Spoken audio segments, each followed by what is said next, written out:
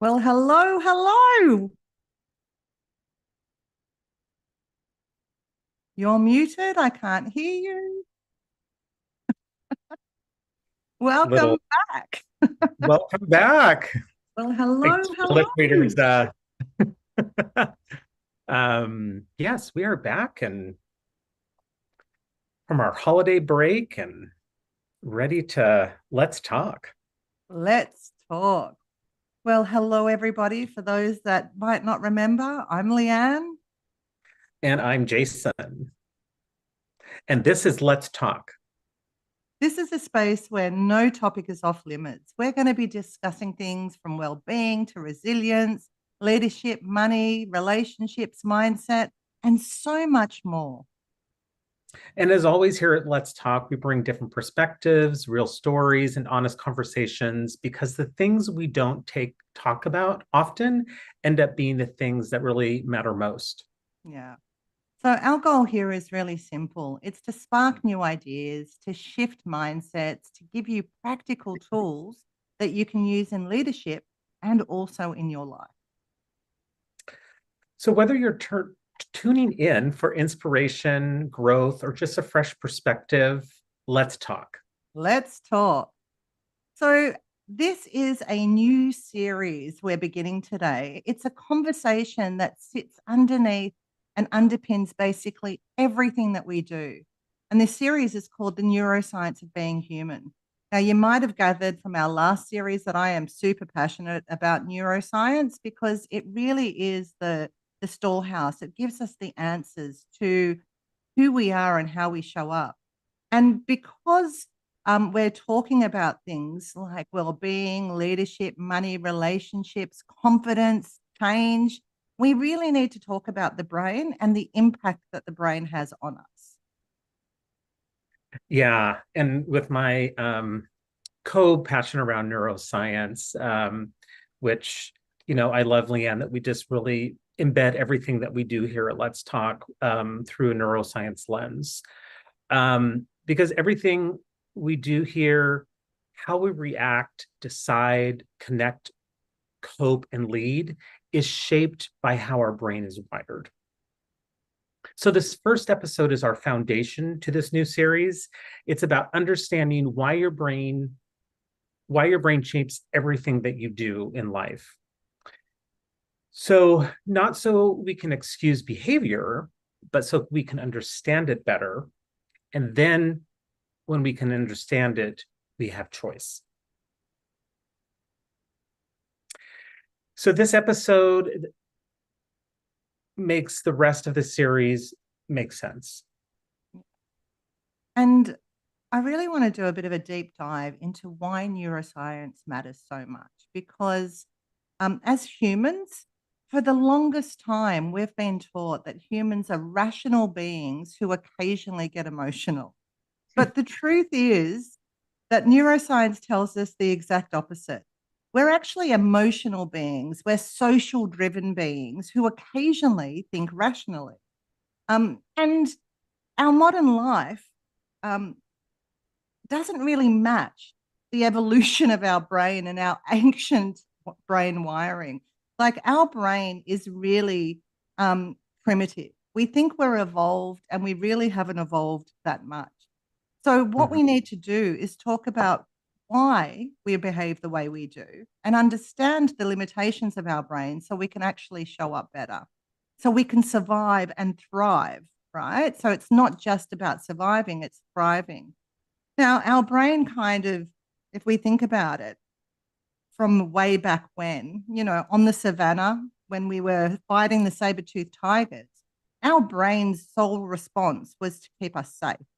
And it hasn't really evolved that far, really at all. It still looks for threat. So its number one job is threat detection. It's constantly scanning the environment for threat. And when that occurs, it has a significant impact on our internal system. Where social belonging actually matters, because if we were again on the savannah with the saber-toothed tiger, if we were on our own, that was certain death. So we need to belong to our community, our tribe, in order to survive. And, energy conservation is the other thing. Like our brain goes offline um, and conserves energy when we need to respond to the threats in front of us. So it takes all of our resources and pumps it in a different way in order for us to fight, flight, freeze, fawn. And we know that there's a couple of other ones, feed and fornicate, but we're not going to talk about those two today. So what when people struggle, it's actually not a lack of discipline. It's their biology colliding with modern expectations. And I say colliding because it does feel like that sometimes. Like we don't necessarily have the skill set to navigate that. And we're asking our Stone Age brain, really, our Stone Age brain to thrive in a high digital, high pressure, always on world.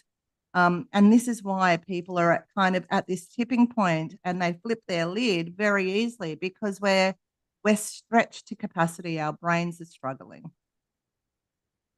Yeah, and that makes me think too, right? And I think we mentioned it in, I think, our mental and intellectual well-being, where we had our guest expert Ali on, where it's no longer about time management, but more of attention management because of that always on world that we live in.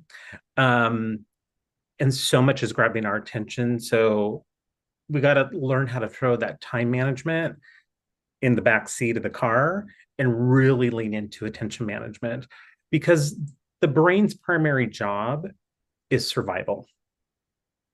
And I think what's going to be a key within there, and I think you would agree with me, Leanne, is that lean into attention management versus trying to manage everything in a time-bound way versus in an attention way. Yeah, absolutely. Because, Yeah. I mean, attention management and also energy management. Like, Mm-hmm. you know, this part of our brain that we use for our executive functions is uses so much resources that we're exhausted a lot of the time. We're kind of running on empty. And so building the skills to navigate that, actually working with the brain in mind is what we need to do. But they don't teach us this stuff in school. No. So they don't teach us this stuff, so unless you're out there actively learning it, we're kind of a victim to it, this collision between our primitive brain and this digital always on world, as you said, Jason. So I think it's a fascinating conversation that we're going to have today and ongoing. Yeah. And so really at the end of the day, let's simplify the brain's role. Your brain has one core priority, and that's to keep you alive and socially connected.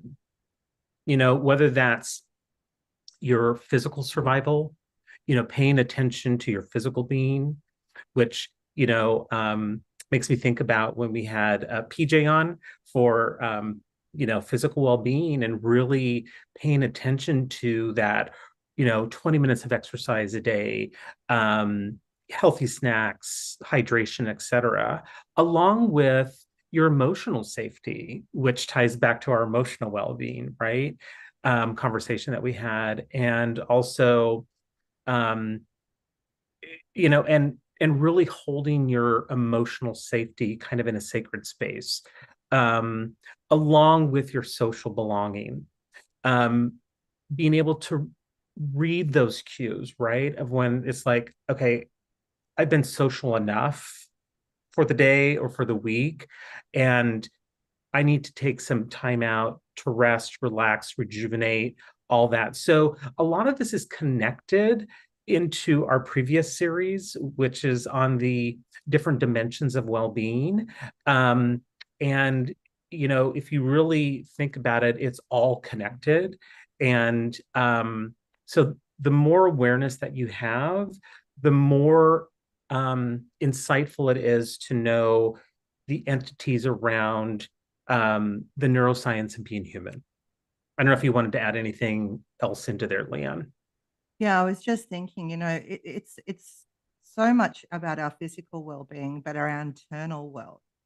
So having those practices that we even talked about with Katish, right, around Hmm. navigating that internal space, so we can show up effectively, because our emotional safety and our physical survival really requires us to be able to look within, to calm our nervous system, to be able to decipher, what's an actual threat and what isn't.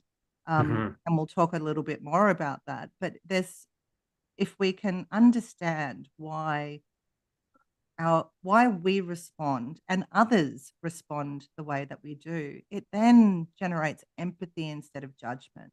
And I think Hmm. that's a really key thing. Can we be kind to ourselves and also have that same kindness for those around us when we understand that they're not trying to pee me off, right? Their brain is just in survival mode right now. And what can we do as a collective society to turn that threat down, especially with so much volatility that's going on in the Yeah. world at large? We've Hmm. got to be able to find ways to navigate this in an effective way and to share what we're learning with those around us. So that way we can all kind of turn the dial down on those threat states and show up the best possible way that we can. Yeah. Yeah. And I think that you hit a real button there in a good way, or as you like to say, the double click, right? Um, with so much volatility going on right now, globally. And, like I know kind of a big central part of it has been on the US, where I live. Um, and, there's just, this part where the brain, how it distinguishes things, right? And it doesn't distinguish well, between what's a trigger, what's coming in the inbox, judgment, uncertainty, and rejection. And I think there's a lot of that happening at multiple complex levels right now. Yeah.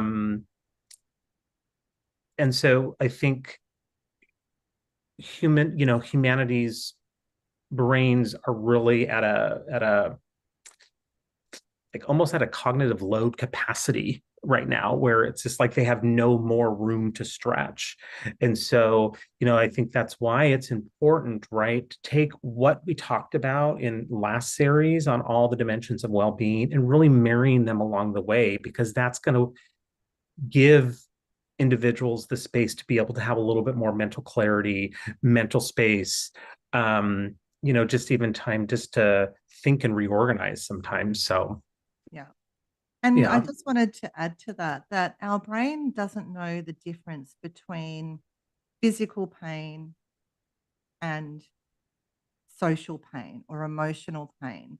Um, Hmm. and it can't distinguish between, is this real or is this perceived?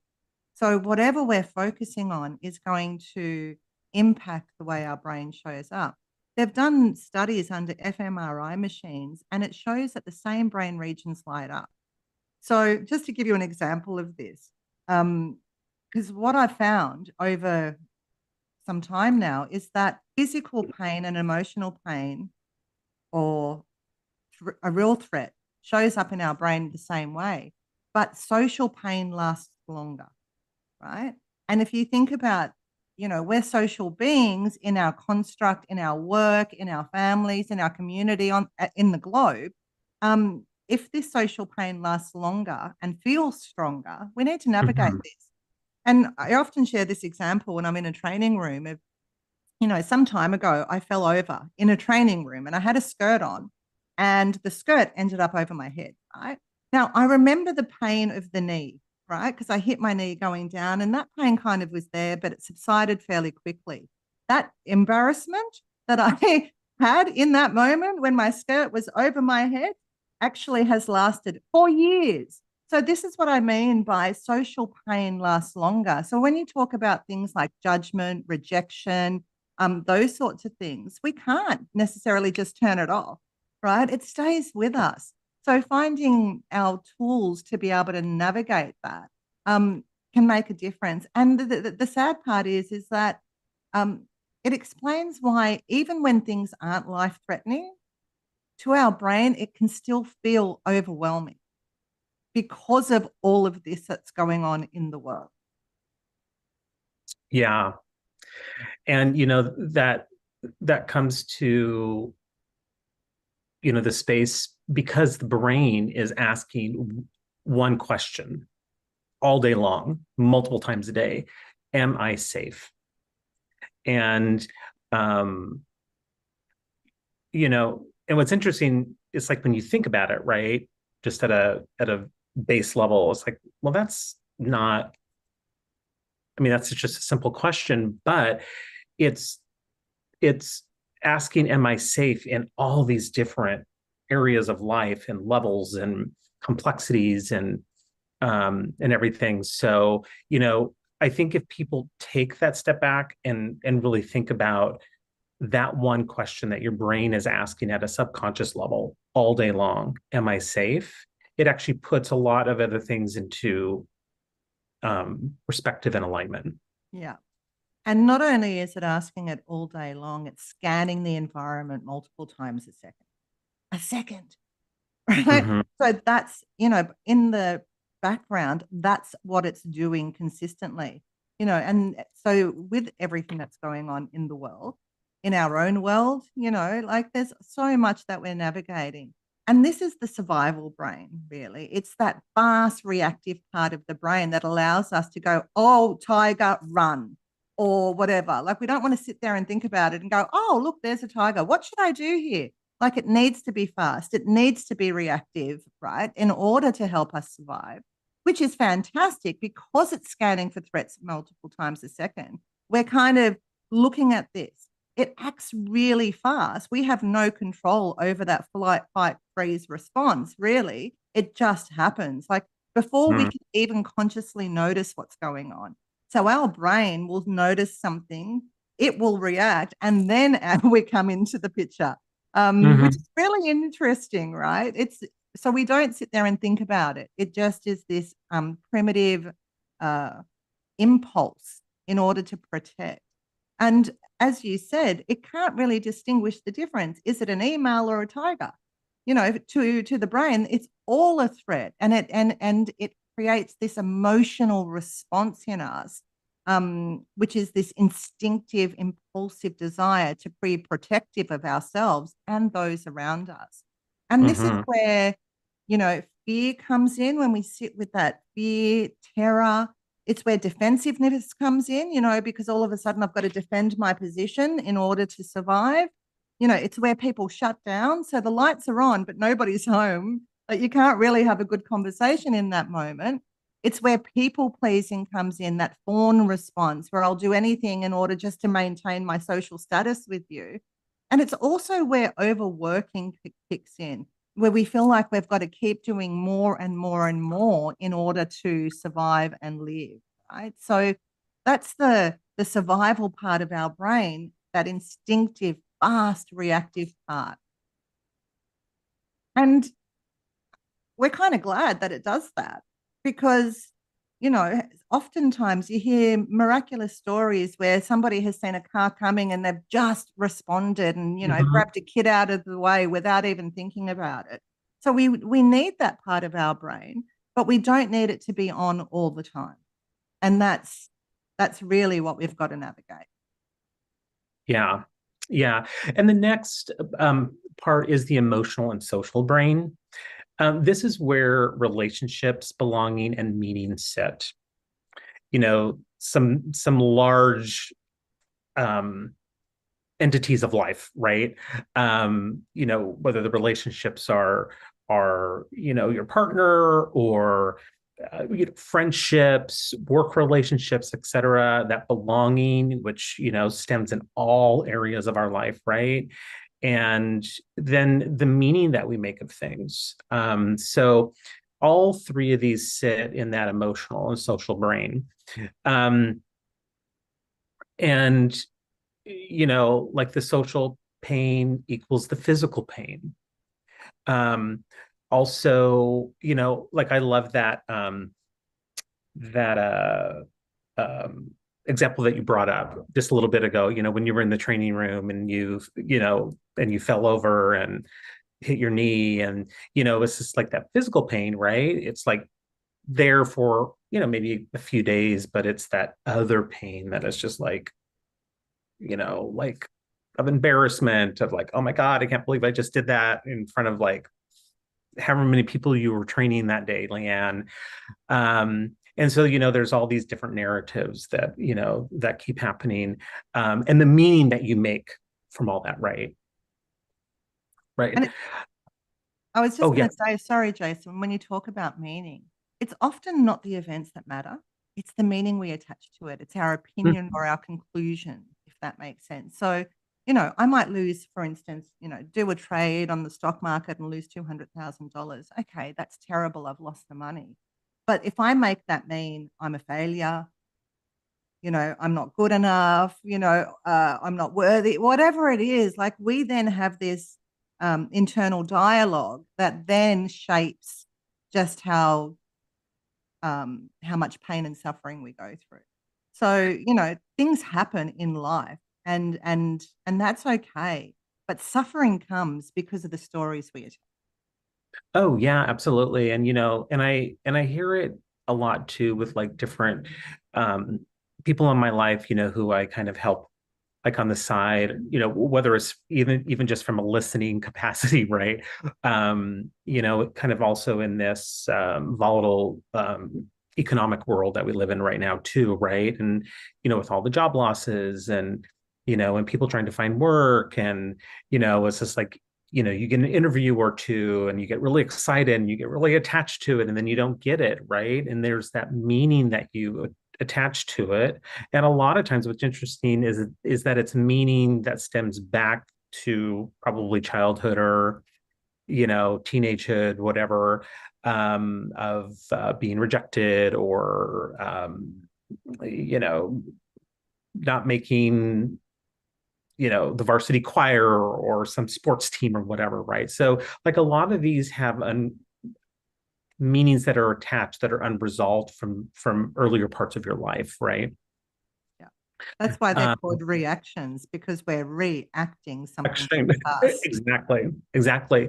And and then I also find that a lot of people fall into comparison a lot, and I think that's why you know especially perfectionists, recovering perfectionist myself.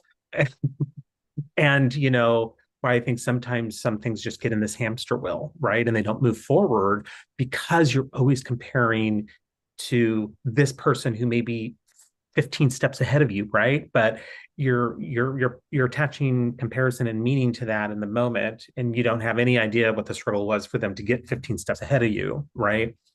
And then I also see that in different scenarios that shame activate threat response as well too, um, which usually stems from some unresolved trauma or drama in life.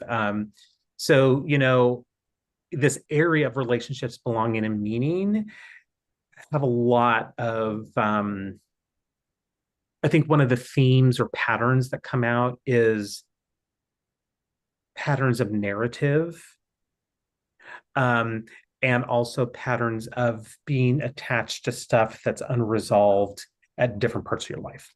Yeah. Yeah.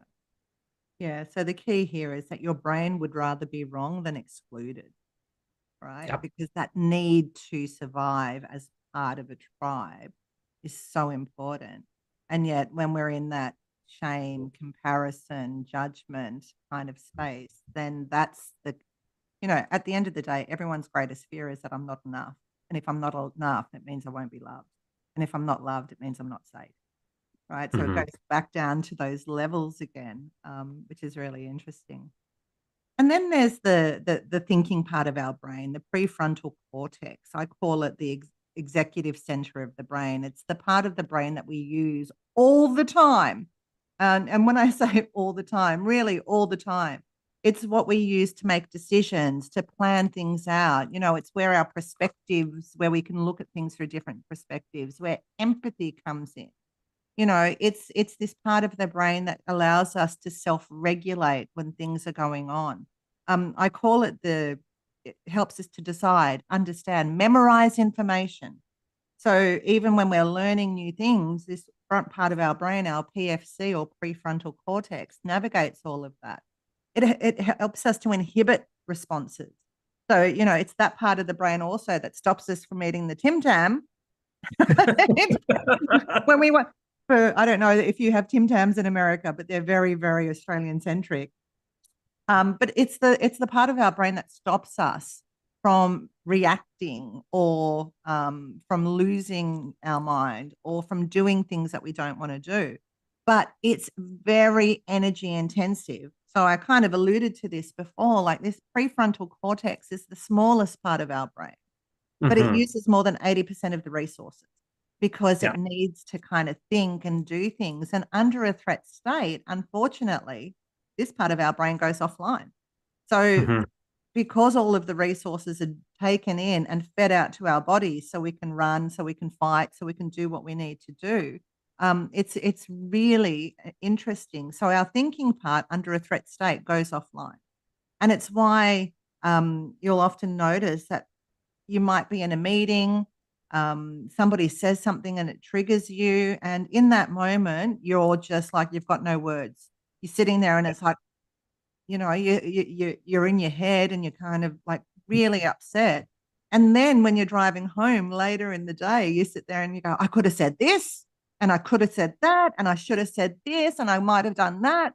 But in the moment, you couldn't because that thinking part of your brain goes offline. And it's only until you have regulated yourself that that part of the brain comes back online. So, this whole concept of regulation, self-regulation is so super important because it's this part of our brain that we need, but under a threat state, we don't have access to so well.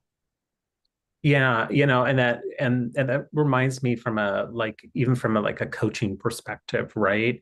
Where getting folks to understand that, that this executive function part of the brain, you know, is a very fussy part of the brain too, right? Like the attention span is very low.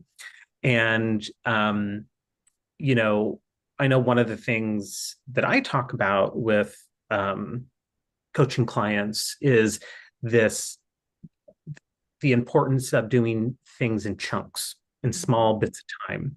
Yeah. So it's like, kind of going back to that attention management, right? Like if you put 20 solid minutes to, you know, going through emails or doing whatever planning for a meeting or project, and then take a little break and then come back. It's amazing actually how much more you get done when you do that chunking, because you're actually helping that prefrontal cortex in its fussiness. Yeah. Yeah. And if I can just add to that, a lot of people sit there and try and find the solution and they're looking at the problem, they're trying to work through whatever it is, the task that they're on. And quite often, when they do get up and walk away, that's when the insight comes in, the new thinking, because they've given their brain that space away from the problem or the threat, and then new thinking can come in at that point. So it's why also, we often get new thinking when we're showering or walking or making a cup of tea or in a conversation with somebody about something completely unrelated. And all of a Yeah. sudden, the answer will arise and we've got the solution that we've been painting over, you know. So like you, Jason, I often say to my clients, like, get up every hour, just leave your desk for a few minutes, or if you feel like you're stuck on something, like actually get up and walk away. It sounds counterintuitive, but it actually helps the brain and you do get much more done. And that whole idea of chunking things down also reduces overwhelm. If we're looking at this big, hairy, audacious task or goal that we're working towards, and we look at all the steps that we need to take to get there, it can become quite overwhelming. And then we choose to opt out or we procrastinate or, some of these other behaviors come in that don't serve us. But when we're chunking things down, it allows us to just work on this bit. And that's Yeah. not so overwhelming, right? And then, so being able to do that really is useful for our brain. And that time blocking, and in that, I would also add turn off everything else. Turn off your notifications, turn off your your mobile phones, your phone's off the line, like shut the door, like really get into that flow zone, and you'll get Mhm. much more done with much less resistance in that time. Yeah. Yeah. It makes me think about, when I used to work internal corporate, right? And, be in trainings or staff meetings or retreats and all this kind of stuff. And these things would just go on and on and on. And you could just see and this was before I had a lot of the neuroscience background, right? Where it's just people's attention span to go here, here, people on their phones. And with that different perspective and that different lens, it's like, if leaders would design meetings with this neuroscience knowledge in mind and how the prefrontal cortex works, like, oh my God, it would be just so amazing just to be an observer in the room to see how much more would get done, more conversations would be productive, et cetera. So, I mean, I think we could do a whole episode just on that. Absolutely. But in short, if you are a leader, right, rather than having big meetings expecting ideas to come in the meeting, you're better off having a really short meeting in Mhm. the afternoon and say, okay, this is the problem. This is what we're trying to solve. Go home, think about it, don't think about it, see what pops up overnight, and then we'll reconvene tomorrow morning. You'll get much better ideas from Mhm. people because that's the way the brain kind of works, right? But in the meeting, when we're under pressure to come up with the solution, it often doesn't work. And a lot of people are reflective thinkers, not actually um, not what's the other word? Some people it can be very out there and they can think quick and they're dynamic, but the majority of Yeah. people aren't. A Yeah. lot of people actually need that internal quiet for those ideas to emerge. So if Yeah. you are a leader, think about that. Give people Yeah. space to come up with Yeah. ideas rather than expect it in the meeting now or having very long meetings pulling things apart. Yeah. And I would also give that advice to, and because I get insights myself, right? Like as a second time graduate student, right? Whether you're at the master's level or doctoral level like myself, and you're having to do these big research projects, thesis or dissertation, you know, what I've learned is like doing it in chunks, right? Working on it, putting it away. I mean, I was just in class. I brought something up that I did like a year ago, and I was like, oh my God, it's like I would do this different, and like our professor was like, yeah, it's amazing the perspective when you put something away and then you bring it back forth, just kind of the new insights that you get. So, you know, so I would give that same advice that you were talking about, Leanne, to also graduate students when it comes to their big research projects. Because sometimes you're just, you just feel like you want to write for like 4 or 5 hours. And, not saying that you can't get a lot done, but you probably get more productive stuff done if you do it in small chunks. And put it away and then bring it back because new insights will emerge. Yeah, the brain likes spacing, basically. Yes. Like Yeah. it functions best when there's space in between things. Yeah. So now we're going to move to a little bit of conversation around the myth of rational humans. There's a lot of kind of interesting spice, even just within that. So this is one of the most compassionate truths neuroscience gives us is we don't decide, then feel. We feel, then justify. So I'll read that again. This is one of the most compassionate truths that neuroscience gives us as human beings is we don't decide then feel, we feel then justify. So, you can think of it in the area of emotion precedes logic. Biases are energy saving shortcuts, and most behavior is unconscious. So if you think of those areas within that little sentence that I just read, it actually gives a lot of perspective and insight into this kind of conversation about human beings being rational. Yeah.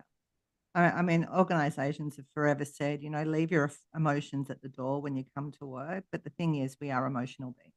That's it.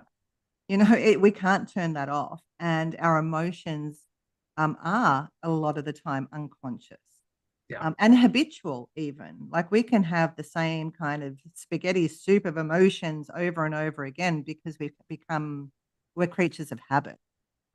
So being aware of what uh, our emotional quotient is. Where do Hmm. I spend most of my time? Am I happy? Am I stressed?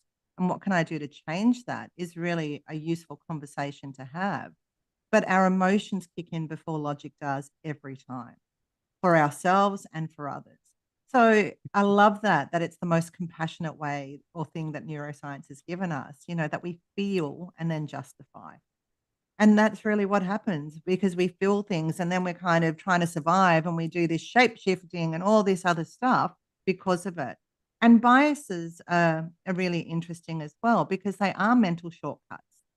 People often say, oh, you're biased, it's bad, but bias isn't actually always bad. It can get in the way of things, and some biases really can be um, or can inhibit our ability to make good decisions, whether it's on hiring people or, in further investing in something that's not working. Like Hmm. all of these biases kick in, but they are mental shortcuts. And our brain, as we said right at the beginning, has a desire to conserve energy. It doesn't want to do the heavy lifting of thinking things through all the time. It would rather take a shortcut.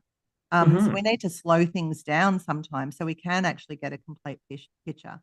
And this last one that you said about this unconscious, um, that to me is such an interesting conversation because we often think that people are consciously choosing to offend us or consciously choosing to respond in a particular way. But it's all unconscious. People are doing the best that they can. And it's not until we bring the unconscious into conscious awareness that we can actually start adapting and shifting things. So I think it's really important. I really love that concept because our unconscious emotions drive our behavior, which drives the outcomes that we get. Um, so again, we go back to doing the inner work, right? Making that conscious so we do have some choice around it. So change isn't really about more willpower. It's really about working with the brain. Willpower will only get you so far, but your brain will continuously kick in. So we really need to think about that and work with the brain in mind so we can navigate this thing called life. Yeah, exactly. And, what comes to mind is that, you don't shame a nervous system into safety, or you don't logic a threat response away. You can't logicalize it. No, no. And, um, and, I think there's a lot of people, I think, who feel that they can do the opposite. But at the end of the day, like, you can't shame your nervous system into like a safe space or, um, that logic, um, uh, logic a threat response away. I had to like rethink that for a I know. I moment. think I threw you off with my logicalizing made up words, my Leannisms there. Yeah. And we have to wait till people are in a regulated state before we can actually have these conversations. Because if they're in that threat state, the lights are on, but nobody's home, really. They could be Yeah, sitting there nodding, but they're in their head, they're not there. So there's yeah, really no point. So allowing people to come to regulation and then having the conversations that matter is really useful. So when you yeah. understand this about the brain, everything softens. We don't have to be so bloody hard on ourselves. And this applies to all of us. So whether, you're in leadership, whether it's about your well-being, whether it's about, your relationship to money or relationships in general, everything softens when we can look through the lens of neuroscience and understand what's going on. And it can help us to then build more confidence because all of a sudden we have an understanding as to why we respond or react the way we do. We can Hmm. then grow by choice with intention. And I think that's really the key. It's about understanding what's going on under the rug and then having some choice. And we often have to reflect. Like reflection is one of our best goals. Like what happened? What was the trigger? How did I react? Is this a pattern that I see coming up often? And if so, what can I do about this so I can actually show up differently? Yeah. And where am I judging myself harshly for something that's actually biological? I remember I was coaching a woman and she said, every time this happens, she said, my brain loops out and I can't find words and, I feel stupid. And I'm like, that's actually, you don't need to feel stupid. That's our brain. That's its job. Like you actually can't find words in that point. The thinking part of your brain's gone offline. Bye bye. Um, and that gave her so much compassion for herself and understanding that her confidence then grew. It's like, okay, there's not something wrong with me. My brain is just trying to protect me. And that's the thing. Mhm. If we can remember that, there's not something wrong. Our brain is just trying to protect us, you Yeah. know. And I It's was, asking that one question. yeah, Am I safe? am I safe? So, the question that we need to consider for ourselves as we go forward is where is my brain trying to protect me? Like how is it doing that? And what would change if I worked with my brain instead of against it? Instead of trying to push through, if I actually took the time to understand, because that's where the gold lies. Yeah. Yeah. There's a lot in with what you just said. And um, you know, and I think all of us, right, if like we had that knowledge, then all these different areas do soften. Mm, And it'd be, you know, because one of the things that I've thought about a lot, through even our last series and starting this series, it's like, God, if I would have had this knowledge, 20 years ago in my late 20s, just the difference I would have seen in different parts of my life and different experiences and like the overthinking that I was doing that I really didn't need to do. And yeah, so I will say that, I think a lot of the younger generation, because neuroscience is so much more prevalent now, right? And it's talked about more and it's embedded more and all that. It depends which continent you live on. Um, I think there's actually uh I think it was Denmark, I think, if I remember right, that I read at some point last year, like from ages like 6 to 16, like every child has to take classes in empathy, yeah. you know, and so, I think that's where the younger generation, I think, has a benefit to, you know, 20 years ago for me, where a lot of this stuff wasn't, I mean, it was talked about, but it wasn't talked about how it is now. Yeah. Um, so And you're right, Jason. I think the younger generation have got more access to this. And also, I mean, the neuroscience wasn't really around back then. Brain scanning wasn't around, fMRI machines. They couldn't actually see what was going on inside the brain, whereas now they can. And it's evolving radically. Um, and then we're learning more and more. And I think that's such a beautiful thing. And for yeah, us that are, what are we? Gen Xers, like whatever we are, like the oldies. Gen X. We are Gen X, Right? the We're sandwich going to learn generation. this stuff, right, in order to show up well. I had a conversation with one of my kids just this week because you were talking about the younger generation, and they were trying to make a decision about whether to do something or not. And they Yeah, were bringing in all their past trauma, all their past fear, all their past, and making a decision from that. And one of the conversations that we were able to have is like, okay, I hear all of but why don't we actually try and make a decision from today, not bringing that in? But unless you've got somebody to actually have those conversations with you, all of that past stuff is going to shape your future because you're not actually working it through. And so yeah, having a coach, a therapist, again, doing the work, having a coach, a therapist, journaling, anything that we can do to kind of understand ourselves better and go, oh, this is this happening again. And I actually would like to make a different choice. Yeah. So I think it's really interesting. And my kids, well, I think I've said this in the previous series, they're forever rolling their eyes at me and going, seriously, this is not a coachable moment. But they're all coachable moments. Yeah. No, Yeah. they're all teachable, they're all learnable. And as adults, even us Gen Xers, we need to learn more Yeah. about this stuff so we can show up more effectively. Yeah. Absolutely. So, you know, with that, it's like this episode really sets the lens for everything that's going to be following um over the next several weeks, which Leanne and I are like incredibly excited about. So yeah, so we have a lot that's going to be following here, and I'll turn it over to you before we go to our top tips and books Yeah. and resources. I think I just want to close out today with saying something like, when we understand our brain, we have agency, Mhm. and agency changes everything. We don't have to be a victim to our emotions. We don't need to be a victim to what's going on. We have choice. So I just want to kind of finish off with that because in the next episode, we're going to unlock and explore how our brain works under pressure and why stress hijacks clarity, energy, and control.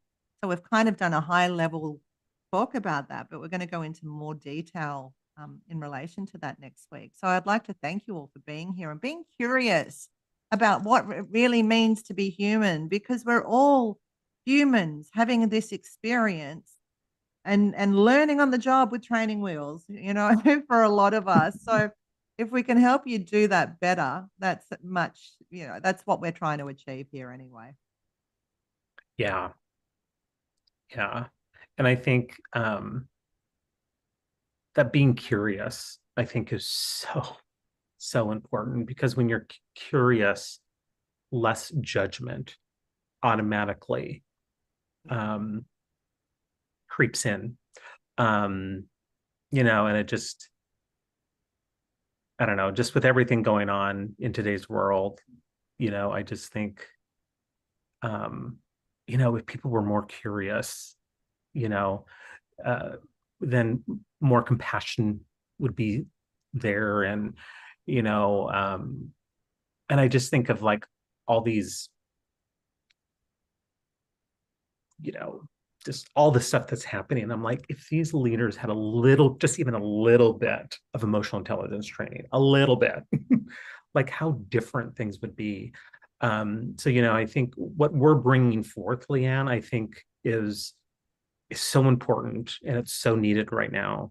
Um, and I'm glad that we're in partnership together, having these conversations and bringing those conversations to light and just giving people some tools to put in their toolbox just to just move through this complex life a little easier. So Yeah. yeah. There's so much that I could say to that, but I won't. I'm just glad we're having these conversations too, because our brain likes people that are like us, and Yeah. we have to work harder um, to have compassion and empathy for those that are not like us. Yeah. But, do unto others, that it's the golden rule, like treat others the way, they'd like to be treated, but also the way you'd like to be treated. Mm-hmm. And I think you're right, Jason. If more and more people had more EQ skills, that emotional intelligence, it would be a different. Yeah. Yeah. Absolutely. So, with Well, that, let's move to our powerful takeaways. So, let me just share my screen here.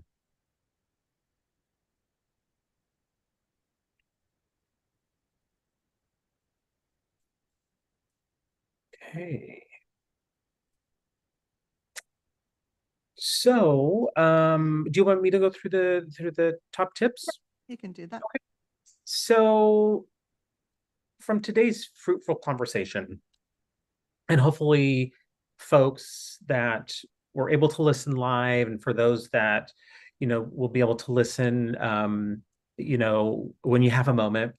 Um, the three top tips from today's conversation is: first, stop judging behavior and start understanding the brain. Stop judging behavior and start understanding your brain and how it works. And so much, like you said, will soften. Second, you don't think your way through life. You feel first, then you justify. And do you need to double click, Yeah, Leanne? that's okay. I was just gonna say, like, most of what we do is not a character flaw Yeah. or a lack of discipline. It's a biological response shaped up by safety. So, stop judging behavior. I think it's so important that we remember that this is a biological response shaped by our need for safety, not a character flaw, not a lack of discipline. So have empathy. Sorry, Jason. I just wanted to jump in with that because I think that was super important. No, no, no, no, no. And thank you for adding that in, Leanne. And again, I'll go through the second one, is that don't think your way through life. You feel first, then justify. And with this, neuroscience shows that emotion and our nervous system responds come before logic, right? So if you want better decisions, better leadership, or better habits, start by regulating your nervous system and not forcing willpower. Yeah. So I know we've talked a lot about self-regulation today, but that self-regulation just stems in so many different areas. Um, and it also helps your brain um, kind of give it a break a little bit, so that it doesn't have to work so hard. Um, and lastly, on the top tips is change happens when you work with your brain, not against it. So lasting change isn't about pushing harder or doing more. It's about creating that safety, which is that one question that your brain is consistently asking, and, scanning and all that, awareness and small intentional shifts.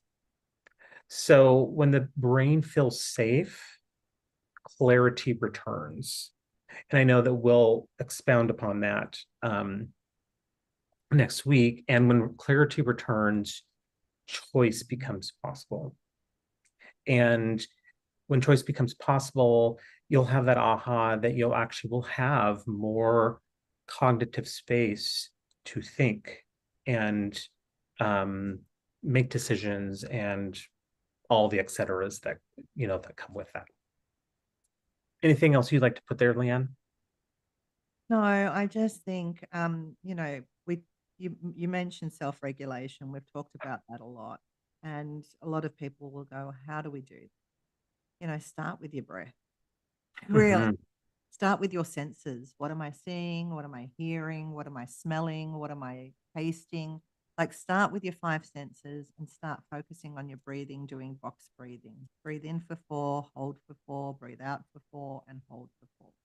Just doing those two things will have a vast impact on your central nervous system and turn down the dial on your threat response so you can regulate.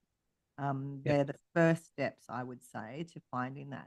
And name it. If you're feeling stressed, call it out. I'm feeling stressed. Because when we name it, we contain it and we also tame that emotional response that's coming up. Mm-hmm.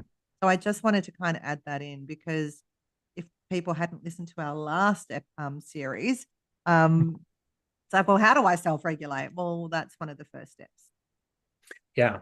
It's that magic of the human body, right? Like, everything isn't solved through technology, which I think a lot of people feel that it is now, right? Because we're so digitally connected. But there are things, turning, like flipping the page back to the human body, and how can my human body be an asset to that self-regulation. Now, not saying that you can't use ChatGPT or whatever to help give you ideas, right? But the central part of it is actually you doing that work of that reading, etc. All the things that you talked about, Leanne. It's an inside job. Inside job. It's an inside job. Okay. So we'll move to the next, which is our top books and resources. Yeah, so I wanted to talk about two things here. The first one is a TED Talk, The Biology of Our Best and Worst Selves. It really gives us a bit of an insight into why humans do what they do. So, if you want a short, powerful companion to this episode, this TED Talk by Robert Sapolsky really captures the understanding of the brain and how it changes how we judge ourselves and how we judge others. So, a really useful podcast to go and have a look at. The other one that I wanted to mention here is this book called Psycho-Cybernetics. Now, this is an old book, like it's been around for long, long time, long before neuroscience became mainstream, actually. But what's fascinating is how much of it, or how much of modern day neuroscience now confirms that the brain actually works like a setting system and that our self image quietly shapes our behavior, decisions, and results. So it gives you strategies and tools to shift some of that internal dialogue so you can actually show up and do what you need to do more effectively. So it's interesting that it was like before neuroscience, but that neuroscience is now confirming why this sort of stuff works. So it's just a fascinating book. It's I'm listening to it on Audible, um, and it really talks a lot about visualization, shifting that internal identity, um, and I think that's all useful, when there's so much going on in the world, visualizing what you do want instead of focusing on what you don't want, because what we focus on grows without a Yeah. doubt. What's wrong is always there, but so is what's right. We just have to shift our focus. Now, that doesn't mean that we don't need to stand up and in the face of what's wrong and actually make a difference. But we also can focus on what's right and what we want going forward. So Yeah. they're the two resources this week. Yeah, and for our listeners, easy access to the link. We'll put it within our YouTube channel, so you can just go there and in the comments and click the link and watch the TED Talk if you would like. All right, so I'll stop sharing here. So thank you, Leanne, for those top books and resources. We decided to, instead of give books, do both books and resources for, people of different learning styles and different desires of how they get their information or like to get their information and further their knowledge. So with that, thanks for joining us in today's conversation on The neuroscience of being human. human. Exactly. And we hope that you enjoyed it. And I'll turn it over to you, Leanne. Yeah, and I also hope that it sparked something new or reconfirmed something that you already know. Maybe you've had an insight, it's given you a fresh perspective, or just even given you a new question that's now worth exploring. Yeah, and our mission here at Let's Talk is simple, as always, is to have the conversations that matter most and to remind you you don't have to figure out all of this alone.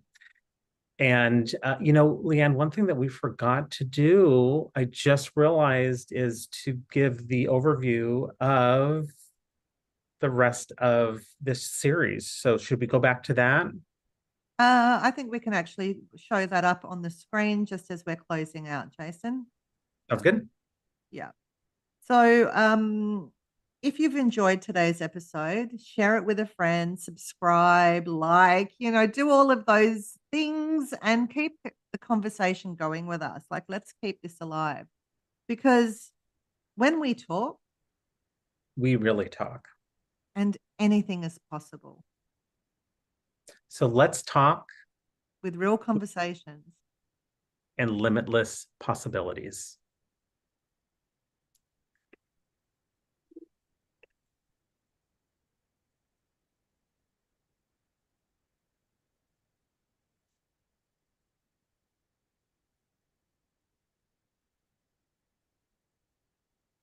As Jason said, here are the upcoming series. We look forward to having the conversations with you. Yes, Thanks, so everybody. thank you, and get ready for an amazing February and March. See you next week. See you next week.